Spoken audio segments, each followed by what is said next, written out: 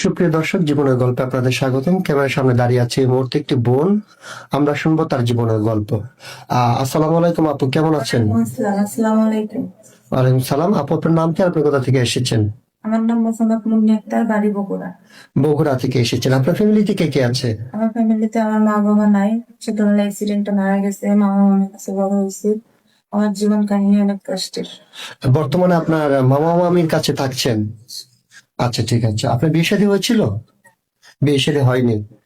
আচ্ছা, ঠিক আছে। তো এখন কথা হচ্ছে, আমাদের এখানে আসছেন একটা ভালো জীবন সঙ্গীর আশা। তো আপনি কেমন ছেলে পছন্দ করেন? ছেলে হিসেবে কারোর মনে কিন্তু তথ্যটা যায় না, বোঝা যায় না যে কে কিরকম। আমি চাই সৎ সরল একটা মানুষ।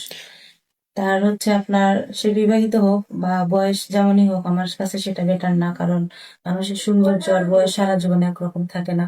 আমি চাই মনের মধ্যে একটা মানুষ আচ্ছা, যে ঠিক আমার আছে। সবকিছু জেনে শুনে আমার একটু মানসিক শান্তি দিবে, বা দিনে দুই মুঠো কম খাবার দেখ, তাতে আমার কোনো দুঃখ নাই। কিন্তু আমার সাথে মিথ্যা প্রতারণা না করুক। আচ্ছা, ঠিক আছে আপু, আপনি সুন্দর কথা বলেছেন, আপনাকে অসংখ্য ধন্যবাদ। কারণ প্রত্যেকটা নারী চায় তার শারীরিক মানসিক ভাবে একটা শান্তি। টাকা পয়সা তো কোনো বিষয় না। টাকা আজকে আছে, কালকে নাও থাকতে পারে। মানুষের রূপ যৌবন আজকে আছে, কালকে নাও থাকতে পারে। কিন্তু একটা ভালো পুরুষের কাছে বিয়ে বসার একটা সৌভাগ্যের ব্যাপার।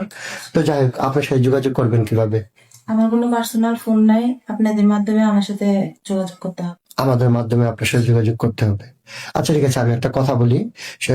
তার আগে বলে দিই, সুপ্রিয় দর্শক, এই মুহূর্তে দেখতে পাচ্ছেন ডিসপ্লেতে একটি নাম্বার। এই নাম্বারটা হচ্ছে আমাদের ইউটিউব চ্যানেল কর্তৃপক্ষের নাম্বার। যদি কোনো ভাই এই আপুটির সঙ্গে যোগাযোগ করতে চান, ওনার দায়িত্ব নিতে চান, তাহলে ওনার একটা ছবি স্ক্রিনশট মেরে পাঠিয়ে দিয়ে আমাদেরকে ভয়েস করবেন।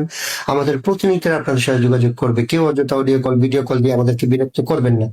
আচ্ছা, ঠিক আছে আপু।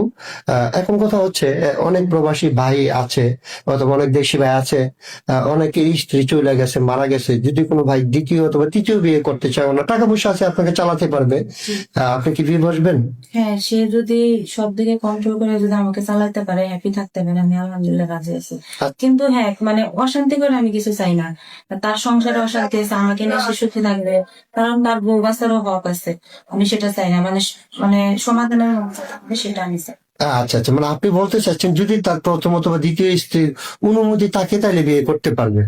কারণ হ্যাঁ, কোনো নারী চায় না যার একটা নারীর সংসার ভেঙে দিক। কারণ আমার জীবনটা অনেক কষ্টের। আমি চাই না যে আমার জীবনে কেউ আসুক, আসার পরে আবার নতুন করে কোনো ঝড় আসুক। আমি ঝড় আর নিতে পারছি না। আচ্ছা, আচ্ছা, ঠিক আছে আপু, আপনি যেহেতু আপনার লাইফে ছোটবেলা থেকে অনেক কষ্ট করেছেন, ইনশাল্লাহ আপনার জন্য শুভকামনা। আপনার জীবনে যেটা আল্লাহ তাআলা সুখটা আবার ফিরিয়ে দেন। তো নামাজ কালাম পড়া হয়? আচ্ছা, আমি একটা কথা বলি।